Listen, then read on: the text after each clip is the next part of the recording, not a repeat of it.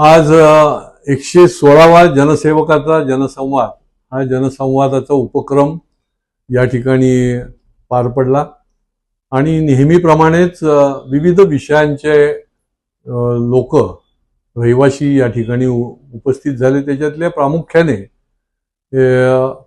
आपल्या इथे जे राजीव गांधी मेडिकल कॉलेज आहे या मेडिकल कॉलेजमधले विद्यार्थी की जे MBBS झालेले आहेत परंतु त्या ठिकाणी निवासी आहेत यांचे देखील प्रश्न घेऊन लोक आले होते। आणि त्या ठिकाणी खरं म्हणजे महापालिकेने एका दृष्टीने दुर्लक्षच केलं होतं।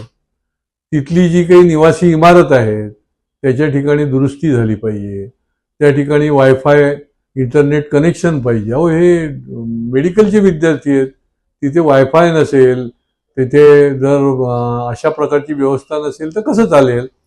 त्या ठिकाणी त्यांचे प्रलंबित जे एरियर्स आहेत ते मार्चपासून प्रलंबित आहेत आणि त्याच्यामुळे त्यांनी हा विषय जो आहे तो या ठिकाणी आणला।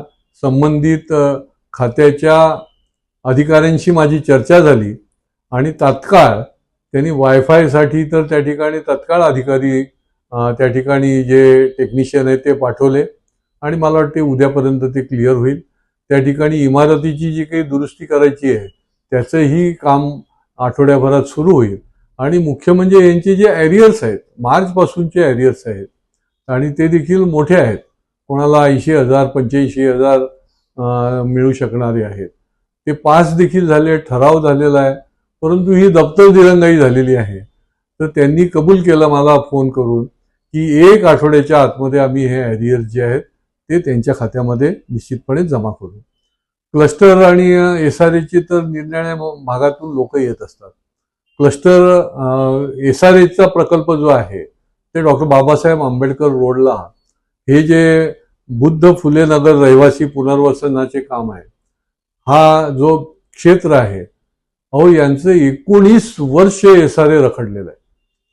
म्हणजे विकासकाने काय पराक्रम केलेला असेल बघा की 19 वर्ष या लोकांचा SRA प्रकल्प ठप्प आहे, एकही वीट त्या ठिकाणी उभी राहिलेली नाही आहे आणि त्याच्यामुळे हे सगळी लोक जे आहेत ती हवालदिल झाले होते आणि ते या जनसंवादामध्ये येऊन माझ्याकडे निवेदन देऊन गेले। मी SRAच्या अधिकाऱ्यांशी चर्चा केली आणि त्यांच्याबरोबर सोमवारी या समाजातली बैठक पण आयोजित केली जाणार आहे आणि त्याच्यामुळे विकासक SRAचं प्रोजेक्ट हातात घेतात आणि त्याच्यानंतर वाऱ्यावर सोडून देतात आणि त्याच्यामध्ये हजारो आता जवळजवळ 500 झोपडपट्टी धारक या प्रक्रियेमध्ये आहेत, SRA प्रकल्पामध्ये आहेत आणि त्यांच्यामुळे त्यांना न्याय मिळाला पाहिजे आणि जर तो विकासक करत नसेल तर त्याला बाजूला करून त्या ठिकाणी दुसरा विकासक नेमून हा SRAचा प्रकल्प पूर्ण होण्याच्या दृष्टीने आम्ही आता पुढच्या काळामध्ये पावलं टाकणार आहोत।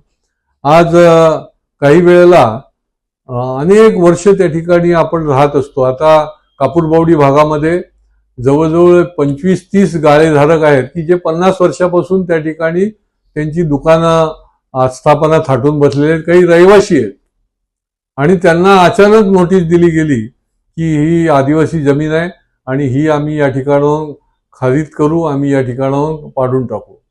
आता ही लोक जाणार कुठे? आणि त्याच्यामुळे अशा पद्धतीने काही लोक आदिवासी जमीन दाखवायची, आदिवासी व्यक्तीला पुढे करायचं आणि त्याच्या पाठीमागून बिल्डर लॉबी जी आहे ही माफिया जी आहे यांनी काम करायचं असा पण धंदा या ठिकाणी चालू आहे। खरंच आदिवासी जमीन आहे का, खरंच आदिवासी माणसाचा हक्क आहे का, तर त्याच्याकरता लढलं पाहिजे जो म्हणून अशा आणि तसा कायदा पण आहे। पण अशा पद्धतीने आपण जर त्यांना निष्कासित करायला निघालो, 50 वर्ष राहतात ते, तर ही सगळी मंडळी आली होती। मी तहसीलदार, त्याच्यानंतर प्रांत, काल तर महसूल मंत्र्यांकडे देखील त्यांनी त्यांचं गाऱ्हाणं जे आहे ते सांगितलेलं आहे आणि त्यांना जेवढा म्हणून योग्य तो न्याय देता येईल तो देण्याचा पुढच्या काळामध्ये आम्ही प्रयत्न करणार आहोत। औषध आणि अन्न प्रशासनाचं जे खातं आहे ते सध्या फॉर्ममध्ये, महाराष्ट्रामध्ये अनेक प्रकारच्या चांगल्या प्रभावी कारवाया देखील सुरू आहेत।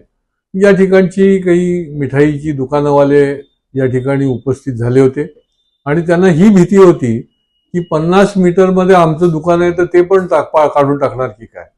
आणि त्यामुळे अधिकाऱ्यांशी आम्ही चर्चा केली.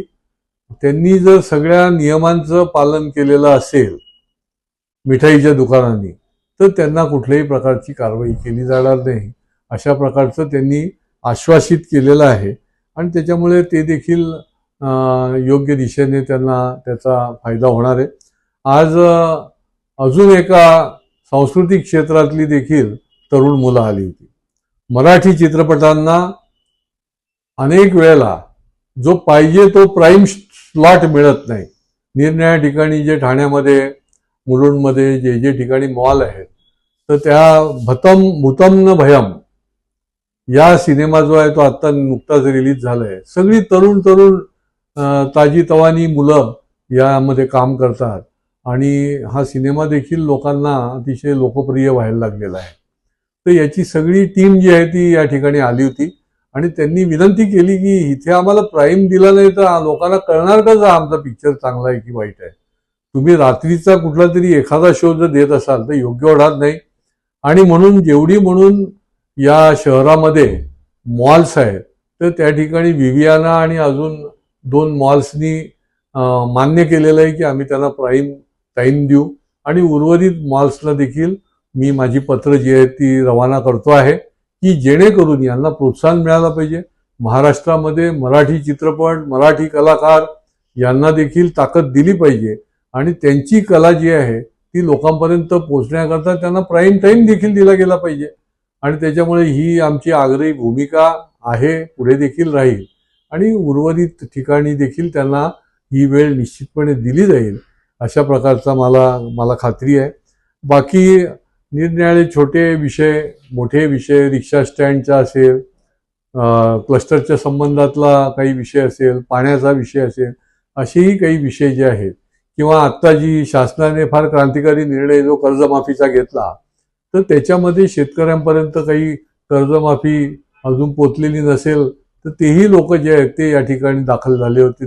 त्यांनी त्यांचं गाऱ्हाणं सांगितलं आणि त्यांनाही ती कर्जमाफी जी आहे ती निश्चितपणे मिळणार आहे असेही विषय या ठिकाणी आले होते. आणि त्याच्यामुळे जनसेव हे व्यासपीठ आहे. या व्यासपीठावर अनेक रहिवाशांना या ठिकाणी या व्यासपीठावर येता येतं आणि त्यांचे प्रश्न जे आहेत त्यांच्या समस्या ज्या आहेत त्या छोट्या असोत मोठ्या असोत त्या न्याय्य असतील त्या शेवटपर्यंत सोडवण्याचा मी आणि आमची टीम ही सातत्याने करत राहणार आहे.